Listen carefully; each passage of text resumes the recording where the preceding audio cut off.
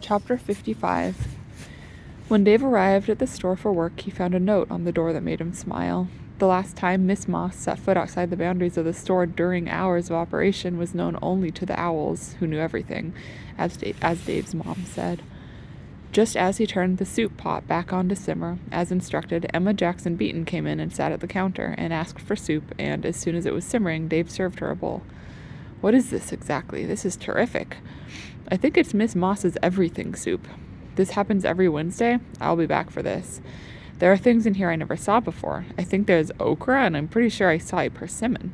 Plus, if I'm not mistaken, there's antelope in there. This is incredible. Also, there's a chess piece and a turtle." "Really?" "No. Great soup, though. I'll tell Miss Moss." "Dave, have I ever told you how much I admire your mom?" "No, but I see how you get along. You're always laughing. Not everyone gets along like that with people they work with."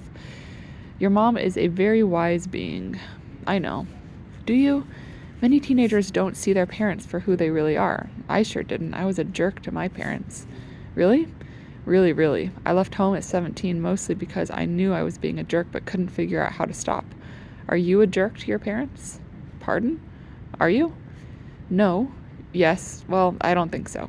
Well, it was for a while these past few months. I mean, I really respect them and how hard they work, but they treat me like a kid, and I'm a man, almost. Partly. At 15? 15 and a half. Is there more of the soup? I think I tasted rutabaga, or maybe bear." Dave gets her another bowl, and she closes her eyes and inhales redolent tendrils of steam. "What do you want to do when you graduate high school, Dave?" "I don't know. College? My folks want that. Job? Maria wants me to be a map maker so we can start a map company. She loves maps." "What do you want?" "I don't really know. I like to run. I like living here.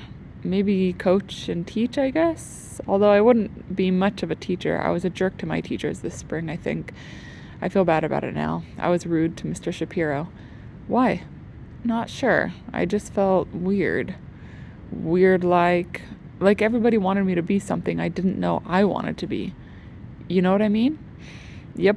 Although for me it was the other way around. I didn't know I wanted to be something I didn't know I already was." Pause. "What?" says Dave. Emma laughs. "Dave, listen," she says. "There's no Billy Beaton. There never was. I invented Billy Beaton so I could act married because I was tired of guys asking me out. I like guys, but I think I love a person who happens not to be a guy. It took me a long time to get there. It takes a long time for people to figure out how to make joy soup. You know what I mean? I think so." "Ah, what do I know? I just think you are luckier than you know, maybe. Your mom is a very wise woman, and your dad is a kind man. The best kind. You already know that your sister's the coolest person ever. She's decided to be governor, you know. Dad wants her to try for president, but she says she doesn't want to leave the mountain, that she can be governor from here. I don't think I was ever so scared as when she was lost." "Me too," says Dave. "Me too." For a moment, they are both caught in the blizzard again, terrified. And then Dave says she still won't talk about that night. She says she knew she would be found and that she knew Edwin would know where to look. She says we should remember that while Mr. Douglas gets credit for the save, it was Edwin who carried him to the right place. She says Edwin is sort of a genius, and he just doesn't say anything about it because he's not a boaster. She says Edwin has a minor ego and doesn't need the strokes. She says Mr. Douglas is right about Edwin not liking to be wet, and there's an amazing story why that's so. She says Edwin loves honey because he long ago did something for the honeybees in the city, and now they look out for him and deliver honey if necessary. She says there are about 1,000 more stories like that about Edwin, and someday she will write them down if he will allow it. I'd read that book, says Emma, and just as she pronounces it, the K in book, the doorbell jangles and Moon comes in, and Emma buys him a bowl of soup just because. Dave's mom had a name. Sure she did. She had lots of them. She'd been given one at birth by her mother, overruling the one her father wanted to give her, Dandelion, complete with the exclamation point. And she'd been given her dad's surname, as was customary in the culture into which she had been born. And then she was given the middle name of an aunt, to whom her parents owed $1,000 for their mortgage deposit. The name paid the debt. Then she got another name when she was 13, as was customary in the religion into which she had been born, And then she took another name when she was 19 as the result of an experience with drugs. And then she took a name made up of numerals for a while as an act of protest against the dehumanizing economic system into which she had been born. Then she was briefly married to a man whose surname she took as her own, as was customary in the culture to which she had been born. But when that man turned out to be a liar and a thief and a stain and a blot on the world, she handed him back his name on the day she concluded their 6 months of marriage, actually handing it back to him one morning on a piece of paper, between 2 slides of buttered bread, a divorce sandwich, and then again assumed her father's surname as her own, partly for the safety and peace of being again huddled beneath the long name she had as a child.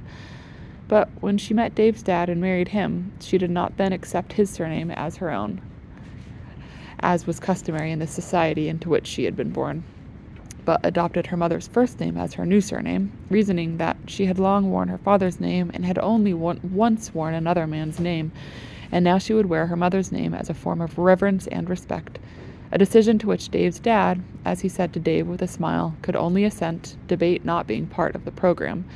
And your mom's decision about her names being her own decisions, of course, names being personal things and really only labels and bits of sand when you think about it. And besides, I adore her mother, your grandmother, a woman of remarkable grace, so much so that I think I will adopt her name, too, as a surname one of these days, if she will let me. I think you have to fill out a form or something and then get it stamped by a butterfly and submit it to your grandmother for review, something like that. Here's a question for you. Why do we use the word mate when we talk about non-human animals achieving a physical confluence of bodies and spirits? Why do we not use the word mate with human animals? We use all sorts of other words for human animals when we describe moments and relationships like this, but none of them have the flat, ostensibly neutral rudeness of mate. It's inherently inaccurate simply by the limit of its nuance. It's not a big enough word. It doesn't look into the corners and levels and languages and confusions and epiphanies and subtleties, not just of the physical moment of confluence, but the layered dance that ideally leads to and enhances the moments of shiver and serenity. So why do we force such a poor word on animals? Do you think that human animals were the only animals who seethed and boiled and sagged and sang with feelings as complex and staggering as the 1,000 kinds of wind? Did you think we were the only animals whose bodies sometimes wrapped and coiled and curled and slid and slipped and wrestled and grappled as the brains and hearts inside these bodies swirled in 8 directions at once?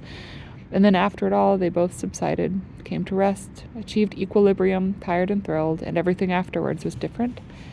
For that is the case for all animals, including, early one morning in late July, Marten and his companion, and inside her the seed for 2 kits are now set in place, side by side, to wait patiently through the winter and be born in spring, long after the last page of this story.